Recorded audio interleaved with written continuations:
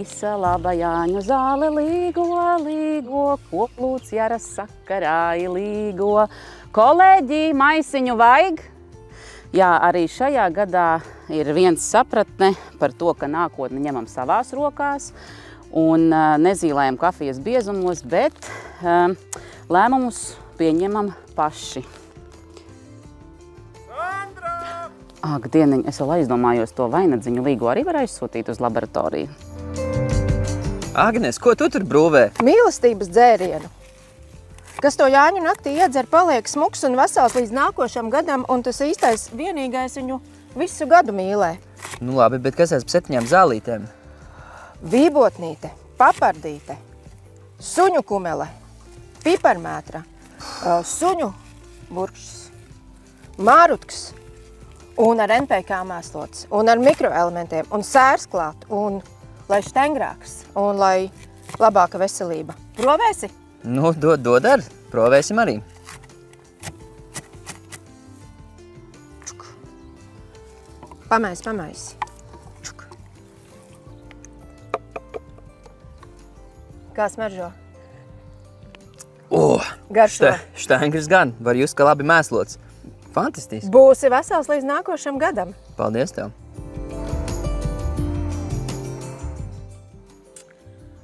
Jāņu naktī debesis atveroties. Ja kaut ko ievēlās, tad tas piepildoties. Un Rudolf, ko tu gribi? Kas lai piepildās? Nu, cenu augstu biržā gribētos. Un visiem zemniekiem biezas kabatas. Bet zini, ir vēl viena lieta, ko Jāņu vakarā var darīt. Ugunskurs. Pakalnos jākurina. Ugunskura pelnos dieviņš naudu par. Visa laba Jāņu zāle, kas aug Jāņu vakarā. Kur tad, Ines, kurā pļavā šās zāles saplūci? Kāda pļava? Kaimiņu Janku Rudzu lauks. Nu, tas lauks nav redzējis kortēs herbicīdus. Toties kās pa Jāņu zālēm. Kalnā kāp skatīties, kā junivok nostrādājis. Zaļas lapas, lielas vārpas manā kviešu lauciņā. Man bija lieli kviešu lauki, otras malas neredzēju. Korteva deva padomiņu lielas ražas kulšanai. Labs vakars, Ilona. Sveiks, sveiks. Ko tā domīga? Domāju, ko šogad vēl varētu izdarīt saimnieki tajos labību laukos. Bet ir viens ticējums, Jāņa. Ja Jāņu vakarā novīja vārpu vainagu, tad esot laba raža. Vai tu arī zini kādu ticējumu, ko varētu labi vēl saimnieki darīt laukos? Jā, man ir ticējums. Ja Jāņu naktī saimnieks skrien pliks pa lauku, tad arī ir laba raža.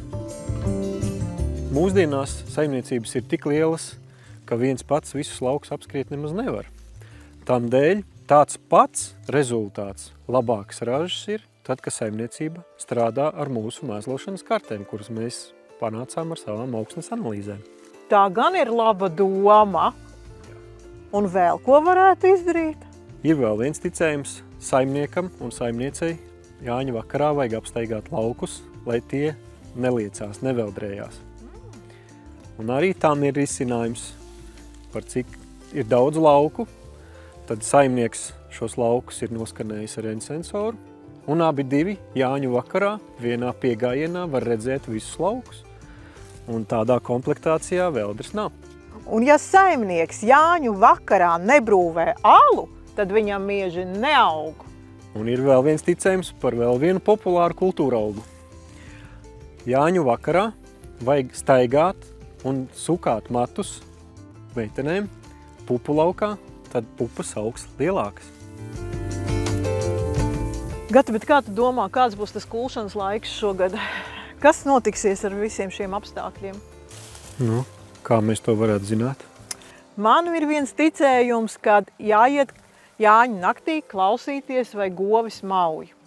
Ja govis mauj, tad būs slapšs rudens. Pēc ražas nokulšanas parasti uzreiz tiek domāts par nākamās ražas veidošanu. Un tam visam un darba zirgiem ir vajadzīga nauda. Un Jāņos izrādes ir vēl ko var darīt, lai tiktu pie naudas. Tad Jāņu vakarā vajag brist ar plikām kājām pa upi. Tad izjot no upes, pastelās būs nauda.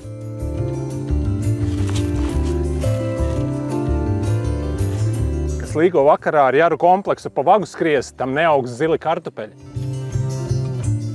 Jāņa naktī tuvojoties, īsa pamācība Jāņa nakts gultas klāšanā. Izklājam paladziņu. Kā tad bez gulta, bez papardītes? Jāiet pēc papardēm. Bet pirms mēs ņemam papardi, jānoskaidro, kur ir tā auglīgākā. Paņemam N-testeru, pamēram. Kas tad jums tur rādās? Jā, šī būs gana laba. Nu, tad nu klāsim. Visapkārt tur, kur gulēs puikas un meitenes, jāsaliek papardīt, lai tas papardziets pa vidu var uzziedēt galviņai, sāniņiem. Nu, mazliet arī dupsītim, lai tiek. Un tas papardziets arī, jo meitām jau patīk tie ziedi, vai ne? Pieliksim vēl pāris ziediņus. Nu tā. Paskatīsim, kas nu būs no rīta.